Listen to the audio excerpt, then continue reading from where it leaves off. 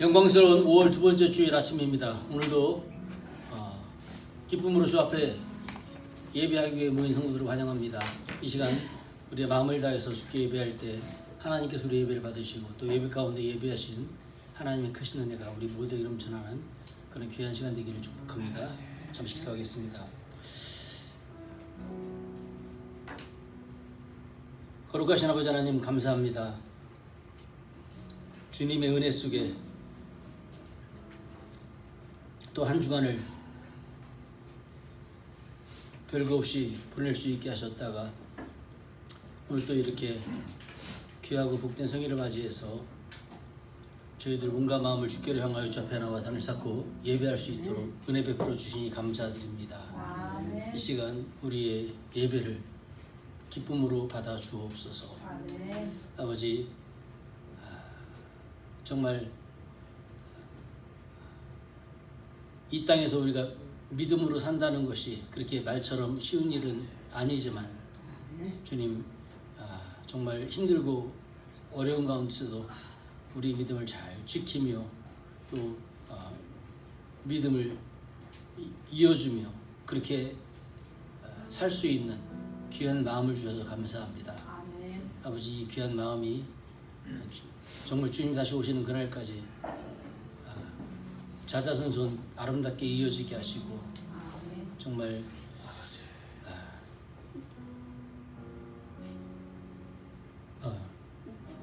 우리 모든 심령들이 주님의 영광을 위해서 그렇게 쓰임받는 삶이 되게 하여 주옵소서. 아버지, 오늘도 온라인으로 또 교회로 함께 모여서 예배하는 모든 지체들을 기억하시되 특별히 아직도 정말 힘들게 투병생활 중에 있는 우리 유태훈 목사를 기억하시고 주께서 이 아침에 피문 손으로 만져주시고 안수하셔서 극심한 통증이 속히 멎게 하시며 아버지 하나님 정말 더 나아진 모습으로 힘차게 이제 좋은 콩팥을 이식받는 그날까지 잘 싸워갈 수 있도록 힘을 더하여 주시옵소서. 아버지, 오늘도 우리의 예배를 기쁨으로 받으시며 또 예배 가운데 예배하신 하나님의 크신 은혜를 경험하는 귀한 이 아침 되어지게 복내려 주옵소서. 감사하며 모든 말씀 예수님 이름으로 기도합니다. 아멘. 주의 보좌로 나아갈 때로 오늘 예배를 열겠습니다.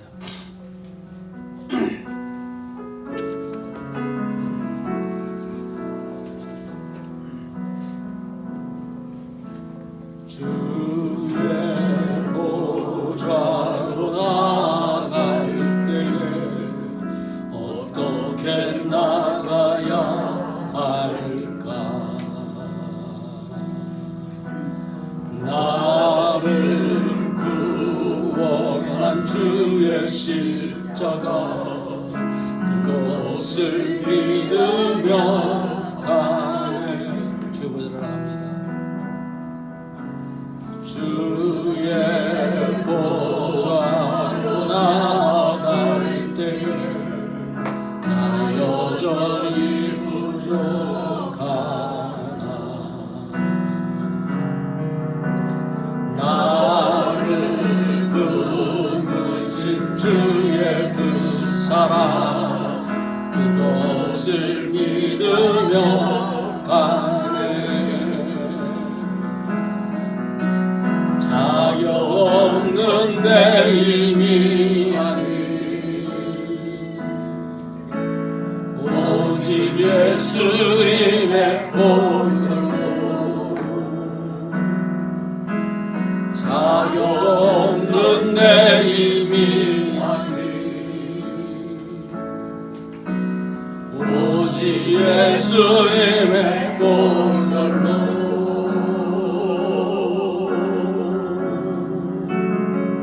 십자가에 보여 완전하신 사랑 이미 범합니다.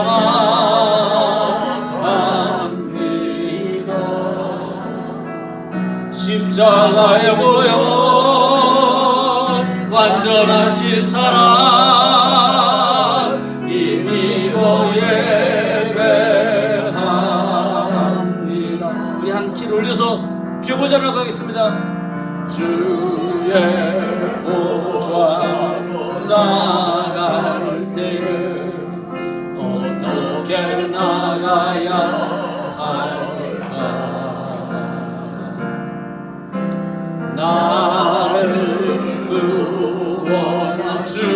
십자가 그것을 믿으며 가네. 주의 보좌 나갑니다.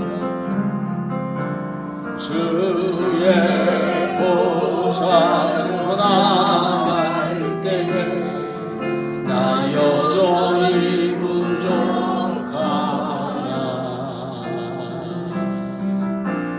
나를 부르신 주의 그 사랑 그것을 믿으며 가네. 자격 없는 내 힘이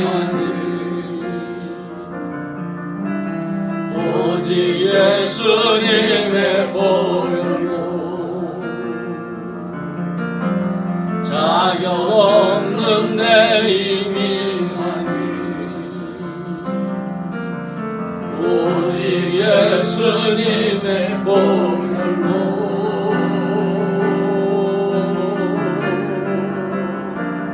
십자가에 보여 완전하신 사랑 이미 벌어갑니다.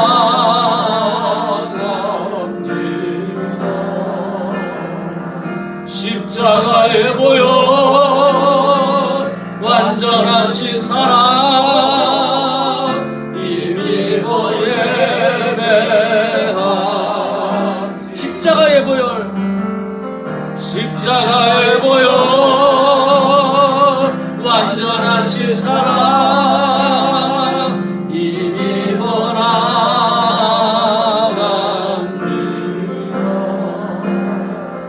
십자가에 보여 완전하신 사랑 이미 예배합니다.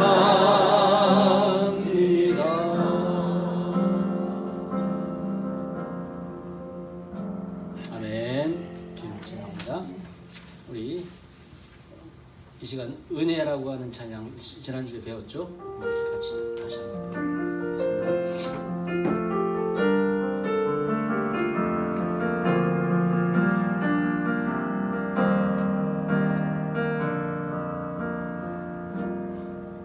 내가 누려왔던 모든 것들이 내가 지나왔던 모든 시간이 내가 걸어왔던 모든 순간이 당연한 것 아니라 은혜였소. 내가 이 땅에 봄의 꽃향기가 봄의 꽃향기와 가을의 열매 변하는 계절의 모든 순간이 당연한 것 아니라 은혜요. 우리 다시 한번 처음부터 이번에는 자매들만 하겠습니다. 내가 누려왔던 모든 것들 내가 지나왔던 모든 시간 내가 걸어왔던 모든 순간이 당연한 것 아니라 은혜였어. 형제들만 하겠습니다. 아침 해가 뜨고 저녁에 여길 봄의 꽃향기와 가을의 열매 변하는 계절의 모든 순간이 당연한 것 아니라 은혜였소. 같이 합니다. 모든 것이 은혜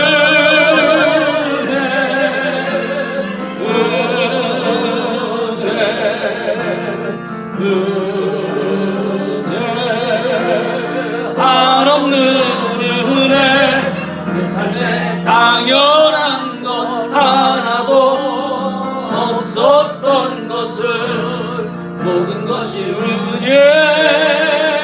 은혜였어. 모든 것이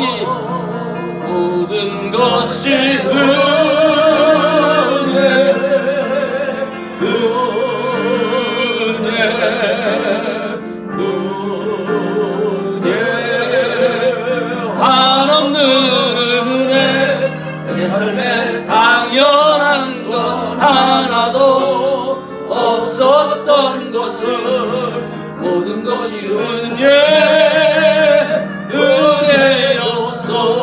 이 절 형제들만 내가 이 땅에 태어나 사는 것 어린아이 시절과 지금까지 숨을 쉬며 살며 꿈을 꾸는 삶 당연한 건 아니라 은혜였어. 자매들만 합니다. 내가 하나님의 자녀로 살며 오늘 찬양하고 예배하는 삶 복음을 전할 수 있는 축복이 당연한 건 아니라 은혜였어. 아멘. 같이 합니다. 모든 것이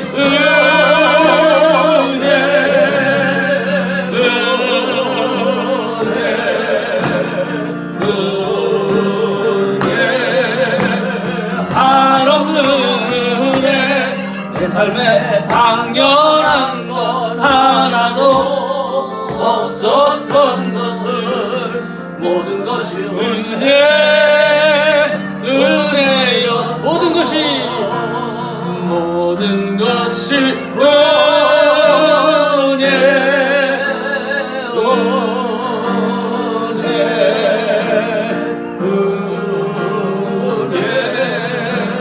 한없는 은혜. 내 삶에 당연한 것 하나도 없었던 것을 모든 것이 은혜였어.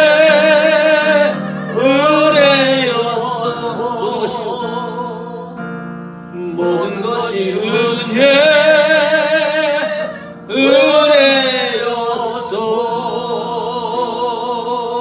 은혜였어.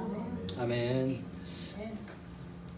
지난 한 주간 살면서 이 찬양을 많이 이렇게 부르고 했는데 정말 여기 찬양의 가사 한마디 한마디가 바로 저의 간증인 것 같아서 너무나 은혜가 있었습니다. 정말 지금까지 살아오면서 많은 물론 어려움도 있고 지금 현재도 힘들고 어려운 상황에 있는 분들도 있겠지만 그래도 지금까지 우리가 살아온 것 주님의 은혜임을 늘 잊지 않고 감사하며 이렇게 믿음으로 나가는 우리 모두 되기를 축복합니다. 우리 찬송가 304장 한 장 더 올립니다.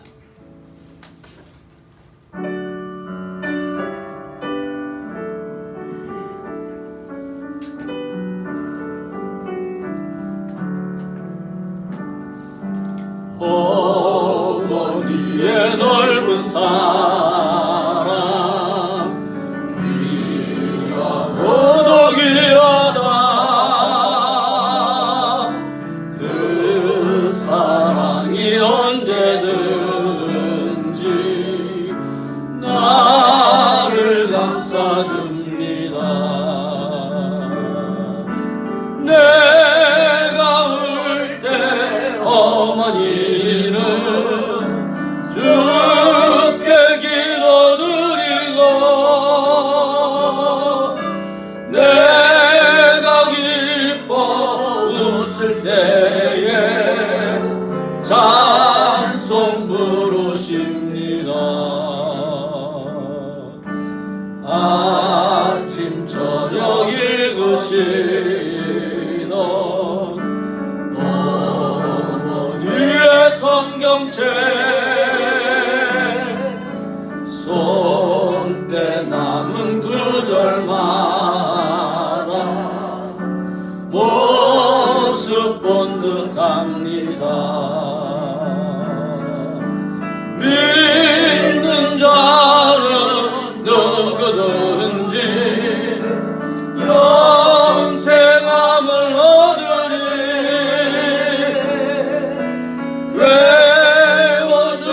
외워주신 귀한 말씀 이제 힘이 됩니다. 홀로 누워 외로울 때 헤매다가 지칠 때 부르시던 찬송 소리 위에 살아옵니다. 반석에서 샘물 나고 황무지가 꽃피니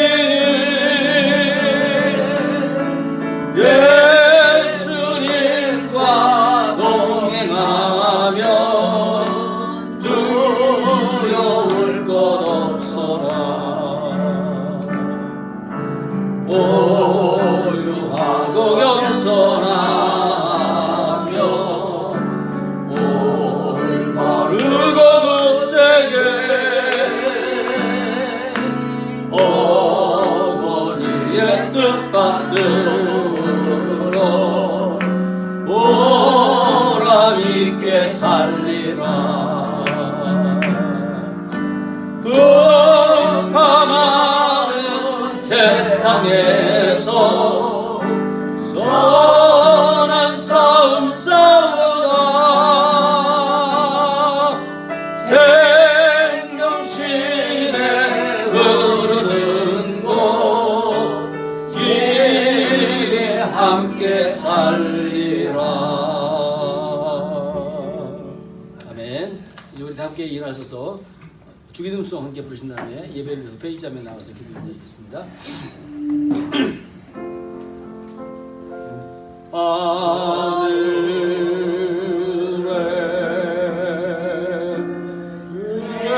계신 아버지 이름 거룩하사 주님 나라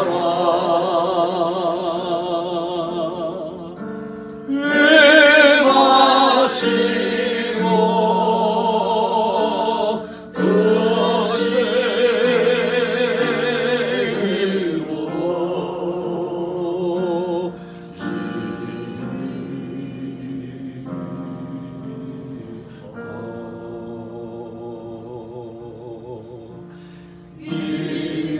일용할 양식 주시고 우리들의 큰 죄 다 용서하시고 또 시험에 들게 마시고 악에서 구원하소서. 대개 주의 나라 주의 권세 주의 영광 영원히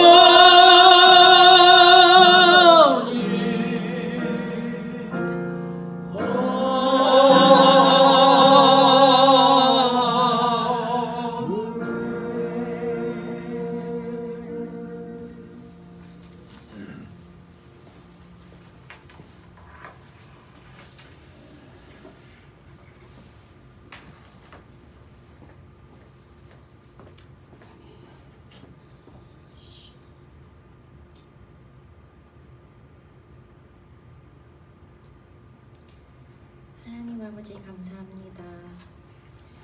일주일 동안도 각자의 위치에서 잘 생활하게 하시고 자리에 함께 모여 예배드리게 하셔서 감사합니다. 아멘. 이 귀한 시간에도 저희들은 부족하고 연약한 모습임을 주님 앞에 고백합니다. 아멘. 하나님, 저희는 부족하지만 저희들의 마음은 주님을 사랑하고 싶어 오늘 주님의 귀하신 말씀과 성령님의 함께하여 주셔서 주님께 예배하기에 부족함이 없도록 함께 해주세요. 아멘.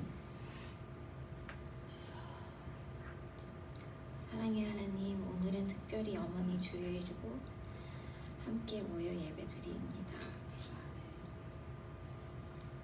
우리를 낳아주신 어머님들을 생각합니다. 가정과 가족이 소중함을 알아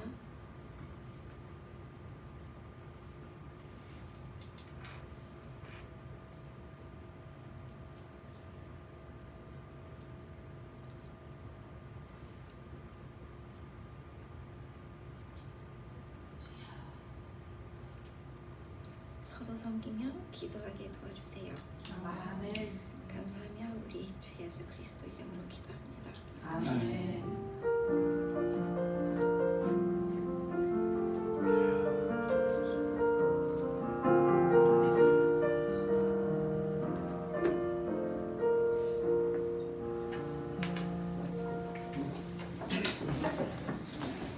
하나님 말씀을 보시겠습니다. 요한복음 20장 19절부터 요한복음 20장 19절부터입니다.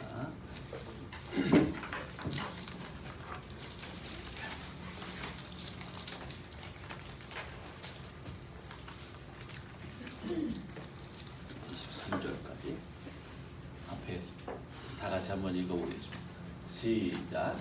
이날 곧 안식 후 첫날 저녁 때에 제자들이 유대인들을 두려워하여 모인 곳에 문들을 닫았더니 예수께서 보사 가운데 서서 가라사대 너희에게 평강이 있을지어다. 이 말씀을 하시고 손과 옆구리를 보이시니 제자들이 주를 보고 기뻐하더라. 예수께서 또 가라사대 너희에게 평강이 있을지어다. 아버지께서 나를 보내신 것 같이 나도 너희를 보내노라. 이 말씀을 하시고 저희를 향하사 숨을 내쉬며 가라사대 성령을 받아라. 너희가 네 죄든지 사하면 사하여질 것이요 네 죄든지 그대로 두면 그대로 있으리라 하시니라. 아멘. 오늘 어머니 주일에 이 말씀을 함께 하게 됐습니다. 지난주에는 우리가 부활하신 예수님께서 제자들을 3번이나 계속 찾아오신 이유를 제가 말씀드렸습니다. 사실 오늘 읽은 이 말씀은 첫 번째에 해당하는 사항인데요. 요한은 예수님께서 꾸짖은 것을 얘기하지 않죠. 그러나 우리가 마가복음에 보면 얼마나 예수님께서 믿음 없는 것을 꾸짖는지 모릅니다. 이렇게 믿음 없는 제자들, 의심하는 제자들에게 당신이 실제로 살아나셨다라고 하는 것을 확인시켜 준 것도 중요하지만 그러나 더 중요한 게 있어요. 아무리 두 번째 왔을 때는 이제 도마가 당신은 정말 나의 주 나의 하나님이시다라는 엄청난 고백을 처음으로 하게 돼요. 도마가. 그런데 예수님이 그렇게 다 확인시켜 주신 다음에 제자들에게 꼭 필요한 것, 그것을 말씀하시는데 그게 뭐냐면 성령을 받으라 하는 얘기였습니다. 왜 그럴까요? 왜 성령이 필요할까요? 예수님이 제자들에게 부활하신 다음에 나타나셔서 자기를 확인시켜 주신 다음에 성령을 받으라라고 가장 가장 먼저 말씀하신 이유가 무엇이겠습니까?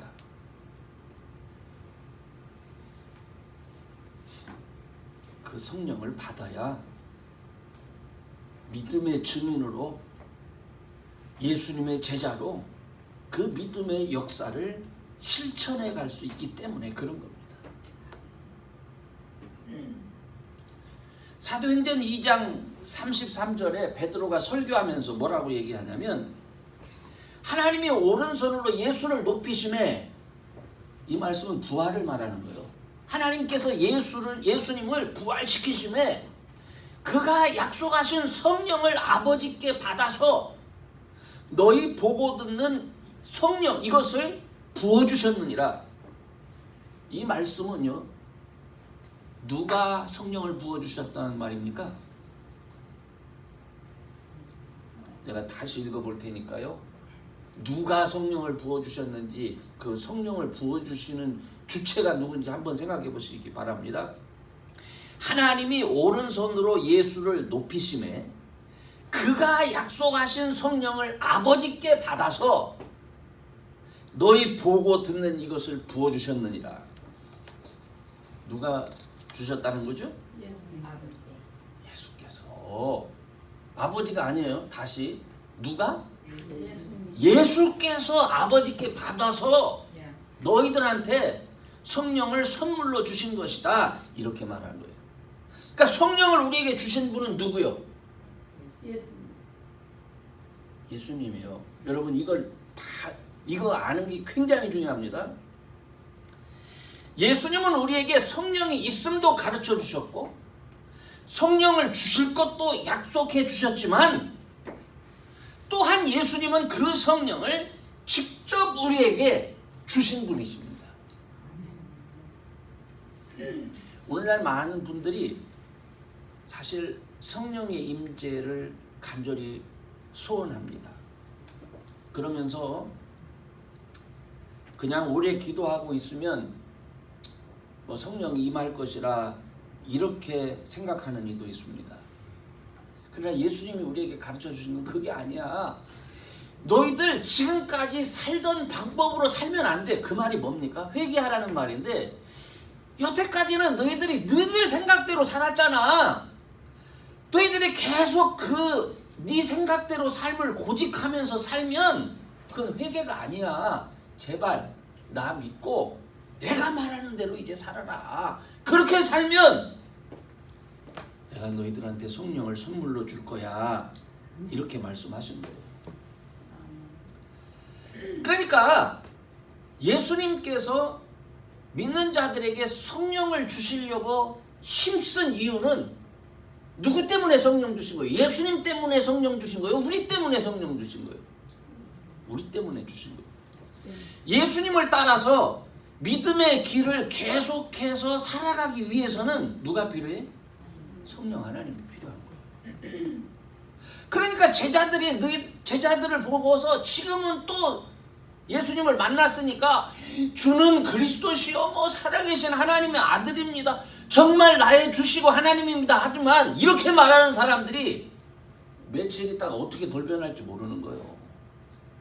그러니까 예수님께서 정말 성령 받아야 돼 이렇게 얘기하셨네.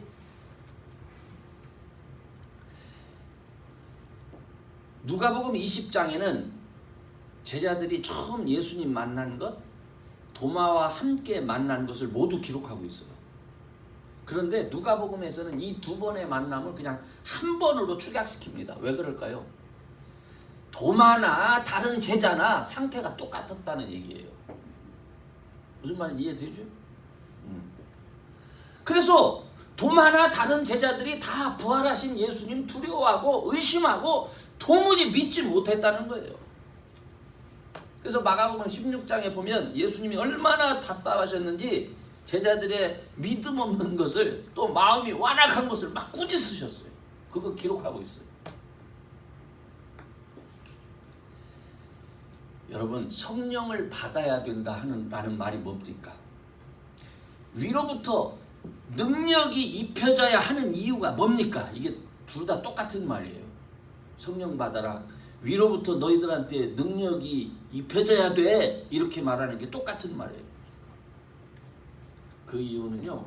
제가 누가복음 24장 44절부터 48절까지의 말씀을 중심으로 답을 찾았는데요. 첫 번째는 흔들리지 않는 믿음으로 세워지기 위해서는 성령이 있어야 돼요. 우리가 가끔 여러분 스스로 생각할 때 믿음이 있다가 없다가 하는 이유는 우리가 성령의 임재하심 속에 온전히 살지 못하기 때문에 그래요. 예수님은 이미 성경에 말씀되어진 일이 당신을 통해서 어떻게 이루어질 것을 제자들에게 실제로 보여주셨어요. 그리고 같이 데리고 다니면서 많은 이적도 베풀어 주셨어요. 그리고 직접 제자들을 예수님께서 베푸시는 이적의 한가운데 두시고 그들에게 이적을 경험시키기도 하셨어요. 심지어는 예수님이 예루살렘에서 사람들에게 어떻게 버림을 당하고 십자가에 달려서 어떻게 죽으실 것인가를 이미 다 몇 번이나 가르쳐 줬어요. 그리고 다시 부활하고 살아날 것까지 다 설명해 줬어요. 근데 성령을 받지 못한 가운데 있는 제자들은 예수님이 가르쳐 주신 거 다 잊어버렸어요. 예수님께 주는 그리스도시요 살아계신 하나님의 아들이라는 믿음도 간직하고 있지 못했습니다. 마리아와 엠마오로 가던 두 제자들이 돌아와서 예수님 살아나셨다는 것을 말해 주어도 이 11 제자는 믿지 않았어요. 그래서 예수님께서 마가복음 16장에 그들을 꾸짖으셨다고 얘기한 거예요. 부활하신 예수님이 제자들에게 성령을 받아라 이렇게 말씀하신 이유는 성령 하나님의 임재가 없는 제자들은 세상 사람과 다를 바가 없기 때문에 그래요.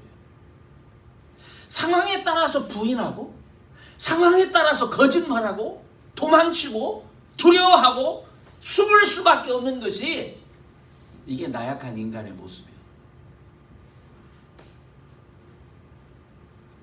예수님이 채찍에 맞으시는 고난을 당하고 십자가형에 처해질 때 제자들이 두려워하고 도망치고 숨는 것은 당연한 거예요. 그래서 그런 제자들을 예수님께서 불쌍히 여기시고 그들을 다시 세워주시기 위해서 부활하신 주님이 다시 찾아오신 거예요. 그러면서 그들에게 성령 받아라 이렇게 말씀하신 거예요. 그들을 성령 받아라 하고 말씀하신 거는 딴 사람이 주는 게 아니에요. 내가 줄 건데 이놈들 준비해 그 말이에요. 예수님은 제자들이 오랜 기간 당신과 함께하면서 많은 이적에 참여하고 함께 베풀었던 경험에 의지하도록 하지 않았습니다. 그들이 아는 어떤 지식이나 주님과 가까이 있었다는 어떤 특권에 기대하지 않도록 했습니다. 그들이 아는 지식이나 주님과 한때 가까웠던 이 모든 것들은 세상의 위협 앞에서 아무것도 아닙니다. 모르는 채 하며 돌아설 수 있어요. 제자들이 세상의 모든 환경을 이겨내고 그들의 믿음을 굳건하게 지킬 수 있기 위해서는 그들에게 성령 하나님이 임재하셔야만 했던 겁니다. 그래야 성경에 기록된 모든 것이 예수님을 중심으로 이루어지고 있음을 깨닫게 되고 성경 말씀을 비로소 바르게 이해할 수 있게 되기 때문입니다. 오늘 저와 여러분의 신앙에 있어서도 가장 중요한 것은 성령 받는 일입니다. 받는다라고 하는 표현이 좀 이렇게 불편하죠. 그래서 요한은 이 말을 어떻게 했냐면 우리가 예수님을 믿잖아요. 그러면 예수님은 성령을 주시는 분이잖아요. 그래서 예수님은 성령을 받으라고 했는데 요한은 요한계시록 여러분 3장 16절인가 17절에 나오죠. 내가 밖에 서서 문을 두드리노니 이렇게 표현을 했어. 너희들이 믿기 때문에 내가 이미 와 있어. 너희들 마음 밖에서 너희로 하여금 죄를 생각나게 하고 깨닫게 하면서 문을 계속 두드리는데 문제가 뭡니까? 너희들이 문을 안 열어. 준비를 안 해. 끝까지 네 방법을 고집한다는 거야.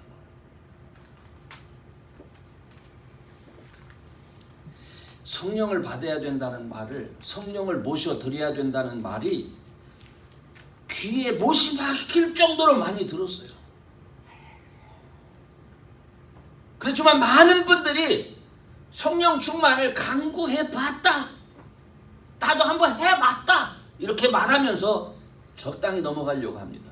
그렇지 않습니다.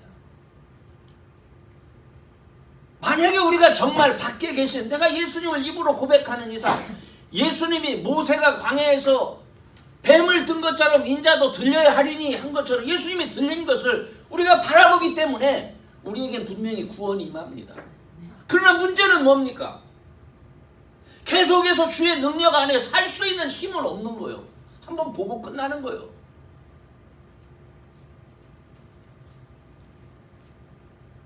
내가 어떻게 하면 하나님 성령의 임재 가운데 살 수 있습니까? 이렇게 물으시기 바랍니다.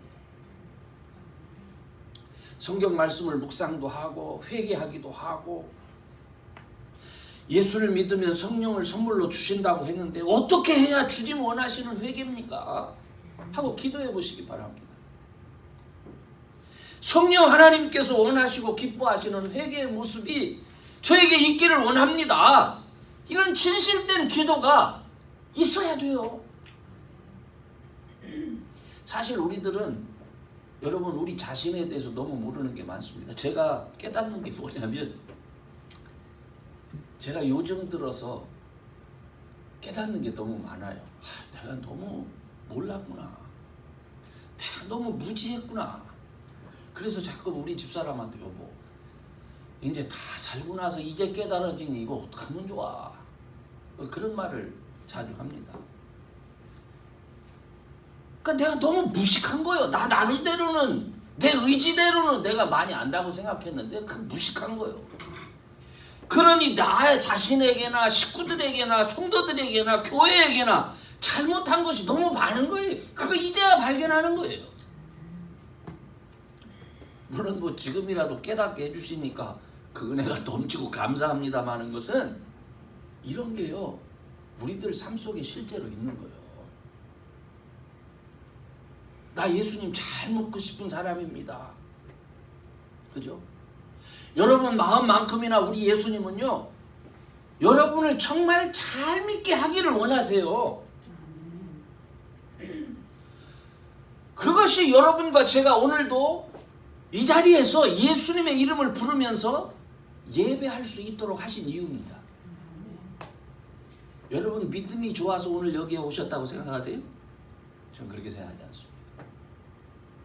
성령께서 우리 문 밖에 서서 여전히 두드리시면서 우리를 지키고 인도하시기 때문에 그 은혜로 우리가 이 예배의 자리에 올 수 있었던 거예요. 그렇지만 이렇게 와서 그냥 이렇게 드리는 그런 예배가 아니라 우리의 예배 속에 정말 뜨거운 감격과 기쁨으로 우리가 주님을 만나는 그런 예배를 드릴 수 있어야 됩니다.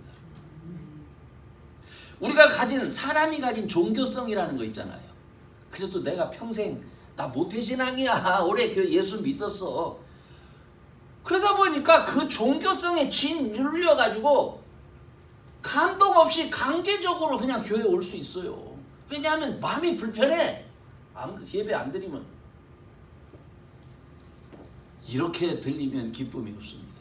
그러나 성령의 임재로 인한 놀람과 감격, 그리고 확신에 찬 믿음 가운데 예배를 드린다면 그 얼마나 좋겠습니까? 그게 성령이 하시는 거예요.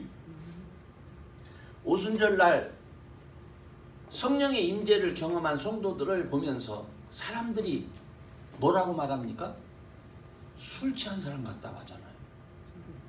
그들은 성령의 임재를 경험하고 그 감동 속에서 지금까지 그렇게 짓눌려 있던 모든 세상 환경을 떠나 감동과 기쁨에 충만해서 예수를 그리스도라고 담대히 말할 수가 있었습니다. 여러분, 우리가 믿을 때 성령을 선물로 주십니다. 그래서 성령 하나님은 오늘도 우리와 함께 하십니다. 중요한 것은 그 성령이 내 마음속에 있느냐, 내 옆에서 문두지고 계시느냐, 그거요. 정작 그 성령을 모셔들여서 그 임재 가운데 살아야 되는 우리들이 입으로만 주여를 반복할 뿐 회개 않고 여전히 세상의 일부로 그냥 생활하기를 고집한다면 성령님은 그냥 우리의 마음 문을 두드릴 수밖에 없어요. 참 오래도 두드리셔요. 저 같으면 이미 포기했을 것 같아요.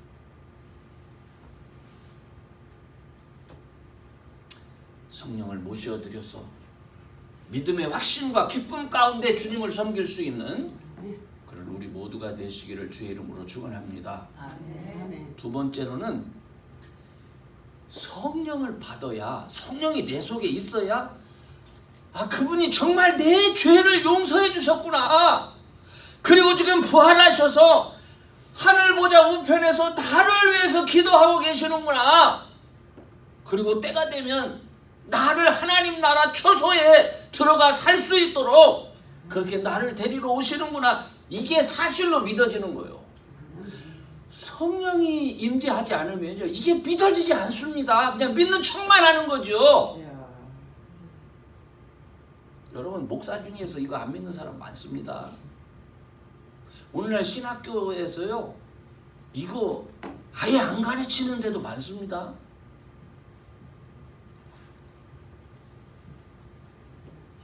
예수님이 세상죄를 지고 가는 어린 양, 모든 죄인들을 대신해서 죽으시는 그런 어린 양이라고 수없이 예언되어졌잖아요.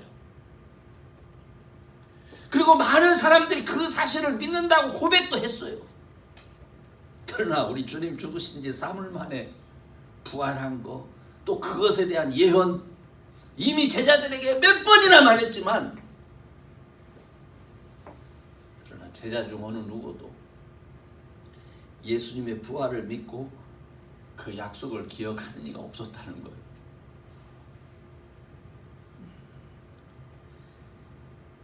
그들에게 있어서 이 부활은요, 얼토당토 않은 일이에요. 어떻게 사람이 부활해?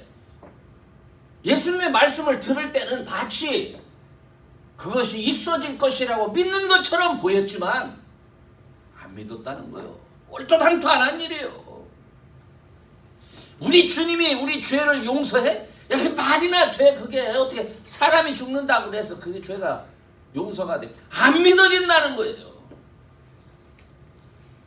본문의 상황에서도 예수님이 직접 나타나셔서 확인시켜 주니까 그저 믿는다고 또 얘기를 하는 것이지, 또 다른 상황이 오면 또 달라져요.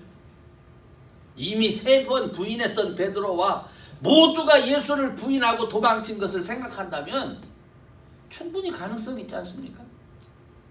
솔직히 여러분, 우리는 어떨 것 같습니까? 저는 베드로와 그 제자들하고 다릅니다. 우리 그렇게 말할 수 있습니까?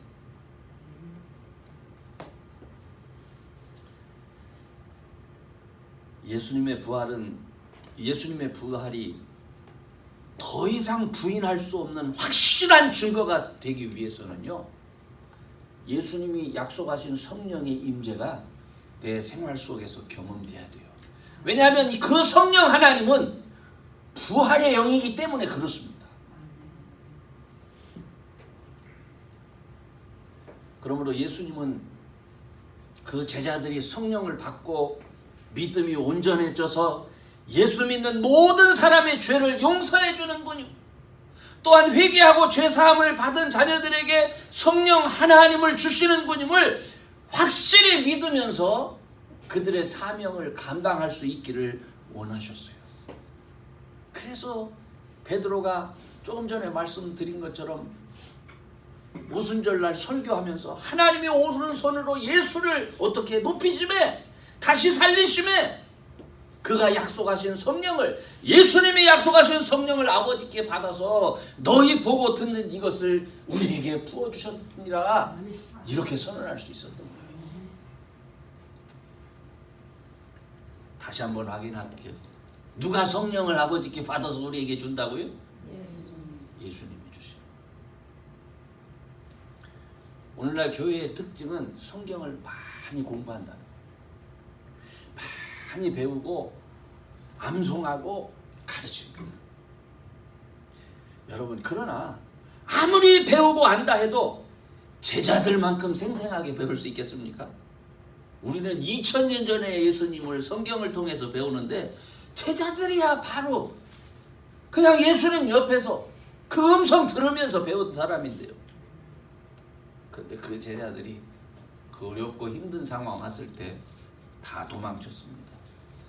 두렵고 떨었어요. 예수님께서 가르쳐 주셨던 말씀도 하나도 생각 못했어요. 예수님이 부활하셔서 그들에게 나타나셔도 그들은 예수님을 알아보지 못했습니다. 요한복음이 설명하는 이 모습은 오늘날 우리의 모습을 정말 진지하게 돌아봐야 돼요. 내가 많이 알고 그리고 내가 묵상하고 암송하는 거 중요하죠. 그러나 성령의 임재 속에 알지 못하고 성령을 여전히 문 밖에 세워놓으면 어려움이 여러분 가운데 찾아왔을 때, 시험이 여러분 가운데 임했을 때 그 배운 말씀은 기억나지 않습니다. 그냥 염려하고 그냥 근심하고 두려워하고 숨는 것, 염려와 걱정에 사로잡히게 되는 거예요. 성령을 모셔드려서 어려운 시험 당할 때, 힘든 일을 만날 때 성령의 인도할짐을 따라 말씀이 기억나고 기도할 힘이 생기고, 그래서 모든 것을 이기면서 주님께 영광 돌릴 수 있는 그런 성도들 되시기를 주의 이름으로 축원합니다. 세 번째는 다른 사람의 죄를 용서하거나 그대로 둘 수 있다는 거예요. 여러분, 이게 무슨 의미인지 알겠습니까? 죄를 용서할 수 있는 권위는 누구에게만 있는 거예요? 예수님에게만 있는 거예요. 그런데 오직 당신만이 할 수 있는 이 죄 용서를 제자들이 성령을 받게 되면 어떻게? 다른 사람의 죄를 그들이 사해 줄 수도 있고 심판할 수도 있다는 얘기예요. 이건 엄청난 말입니다. 어떻게 이게 가능하겠습니까? 왜냐하면 이들은 누구를 전하기 때문에, 예수 이름을 증거하기 때문에 그게 가능한 거예요.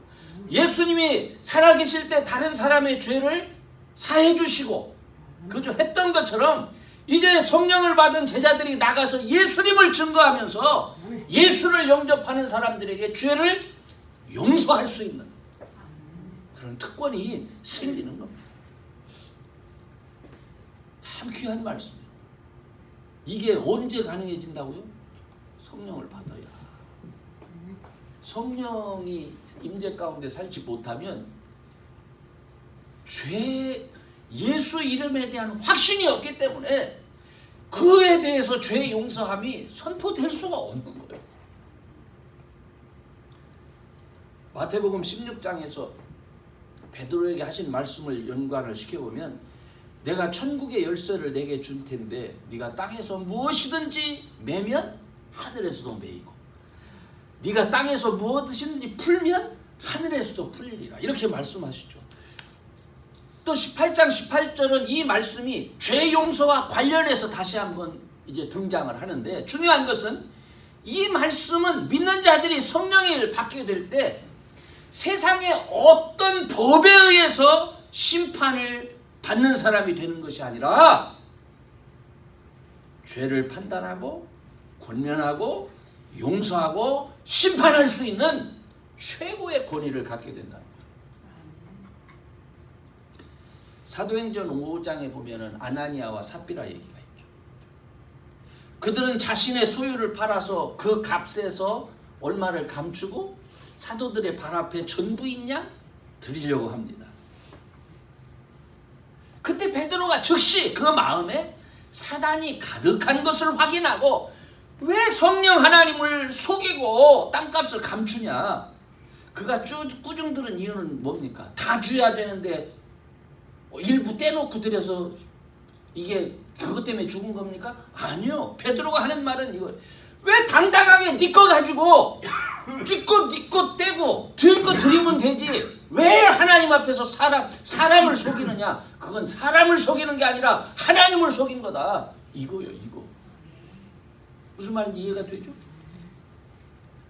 그 다음에 3시간쯤 지나서 그 안에도 들어갔는데 역시 그 안에도 또 속이는 거예요.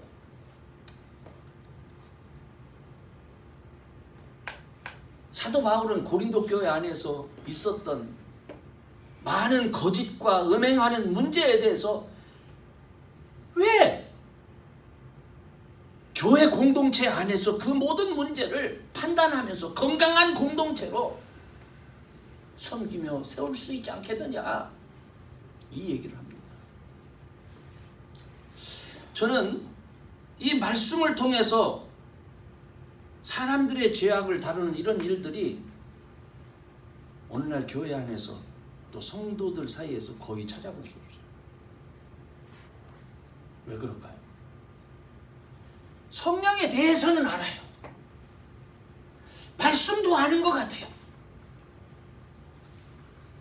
그런데 성령의 임재 속에서 심판하시는 하나님과 구원하시는 하나님의 능력이 나타나고 있지 않는 거예요. 죄로부터의 구원과 심판이 불분명해진 결과 요즘 교회와 성도들의 상태는 세상의 교회를 염려할 정도가 됐어요. 교회라 말하면서 예수님의 영이 없는 세상으로 변질돼 버린 거예요. 조금 전에 말씀드린 것처럼 부활하신 예수님이 말씀하십니다. 내가 문 밖에 서서 문을 두드리는 누구든지 내 음성을 듣고 문을 열면 내가 그에게로 들어가 그로 더불어 먹고 그는 나와 더불어 먹으리라. 라오디게아 교회죠. 차갑지도 않고 뜨겁지도 않게 된 성령의 임재가 경험되지 않고 있는 교회. 오늘날 우리들의 모습입니다. 오늘날 성도라고 말하는 분들 중에 죄를 두려워하지 않는 사람들이 얼마나 많습니까? 거짓말을 밥 먹듯이 하는 사람들이 얼마나 많습니까?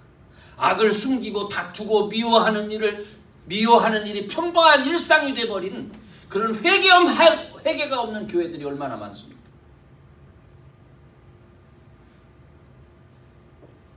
그런 교회들은 예수님을 구원의 주로 고백하기 때문에 성령께서 여전히 그 주변에 오셔서 두드리고는 계시죠. 문제는 뭡니까? 그런 교회들은 성령을 따라 살고 성령의 능력을 경험하면서 살 수는 없는 겁니다. 온전히 회개하고 문 밖에 계신 성령님을 모셔드리기 바랍니다. 그래서 한번 성령 하나님께서 생각나게 하는 말씀을 따라서 순종해 보시기 바랍니다. 성령 하나님은 우리의 작은 잘못이나 허물도 용납하지 않습니다. 이 땅은 여러분의 생각이나 의지와 다르게 성령 하나님이 너 왜 그래? 녹아하실 때가 있습니다. 그런 작은 잘못을 안타까워하고 그 허물을 고백하면서 그리고 괴로워할 때 성령 하나님은 성도들에게 당신의 능력을 나타내십니다. 이렇게 돼야 세상에 예수님이 나의 구주라는 사실을 증거할 수 있게 되는 거예요. 오늘은 어머니 주일입니다.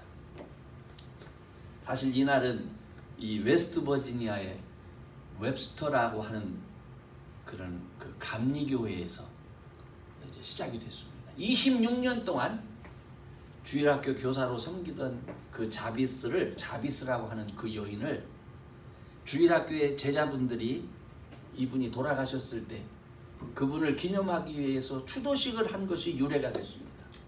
그의 딸 애나를 초대해서 그 어머니에 대해서 말하라고 하는데 10계명의 5계명인 내 부모를 공경하라는 말씀을 가르치고 실천했던 자기 어머니를 소개하면서 어머니의 위대한 사랑에 감사할 수 있는 우리 구체적인 방법을 한번 생각해보자 하는 이것이 그 시작이었습니다. 이 자리에 모인 사람들이 그 말씀을 묵상하면서 카네이션 꽃을 그 추도식 재단에 드렸다고 합니다. 이게 1907년에 있었던 일인데 1914년에 미국 의회가 5월 둘째 주일을 어머니 날로 정해서 이 날을 기념하게 했습니다. 저는 이 어머니 날도요, 성령에 붙들려 살던 사람이 세상에 어떤 영향력을 주면서 살고 있는가를 보여주는 아주 좋은 예입니다. 부활하신 예수님은 그 제자들과 또 믿는 사람들을 통해서 예수를 구주로 고백하는 모든 사람들이 당신과 같이 되기를 원하셨습니다. 이런 능력의 사람들이 되려면 믿음이 있어야 되고, 그리고 당신이 하신 일을 그들이 잘 알아야 됐는데, 그래야 나가서 죄의 용서를 선포할 수 있는데, 사람들이 죄 때문에 세상에 사로잡혀 있는 거 아니에요? 그런데 그렇게 살려면 사람의 의지로는 안 되는 거예요. 사람의 각오를 갖고는 안 되는 거예요. 아무리 결심하고 작정해도 훈련해도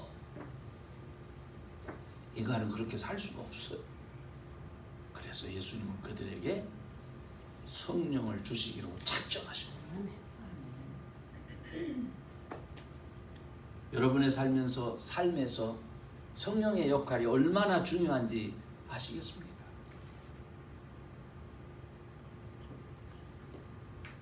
우리가 여전히 연약하지만 성령의 임재를 경험하면 기쁨으로 성령의 인도하심을 따라 사실 수가 있어요. 성령의 임재를 경험하지 못한 분이라면 여러분, 그분이 멀리 계시다고 생각하면 안 돼요. 이미 여러분은 예수를 나의 구주라고 고백하는 사람들.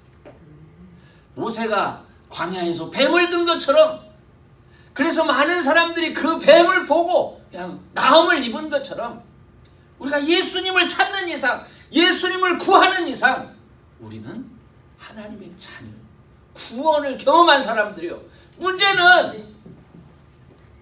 문제는 예수님께서 보내주신 그 성령이 문 밖에 두드리고 계시다는 사실이죠. 내가 마음문을 열지 않고 그분을 영접해드리지 않았기 때문에 그렇습니다. 여러분이 소원하는 것 이상으로 예수님은 여러분이 성령 하나님과 함께 당신의 사역에 참여하기를 원하시는 분입니다. 문 밖에 서 계신 성령 하나님을 안으로 모셔드리고, 예수님이 나의 구주에 대한 것에 감사가 넘치고, 예수님이 나를 죄로부터 어떻게 해방시키셨는지를 분명히 알고 경험하면서 주를 알지 못하는 세상 사람들에게 우리 주님을 힘있게 증거할 수 있는 그런 저와 여러분 될 수 있기를 주의 이름으로 축원합니다. 기도합시다. 전능하신 하나님, 오늘 어머니 주일 기념하면서 귀한 말씀으로 또 저희들을 권면해 주시니 감사합니다. 단지 예수를 믿는다라고 말하면서 내 힘과 내 의지를 따르는 것이 아니라 주님 말씀한 것처럼 우리에게 선물로 주신 그 성령 하나님을 박대하지 아니하고 내 안에 모셔드리는 귀한 작업이 있게 해 주옵소서. 내 삶을 내 주장대로 내 마음대로 살려 하지 말고 우리를 구원하시는 주님께서 원하시도록 정말 성령 하나님을 모셔드려서 주님을 기쁘시게 할 뿐만 아니라 나를 귀히 쓰시고 나를 성공시키기 원하시는 주님 또한 기쁘게 해드릴 수 있는 믿음의 자녀들 되게 해 주옵소서. 아멘.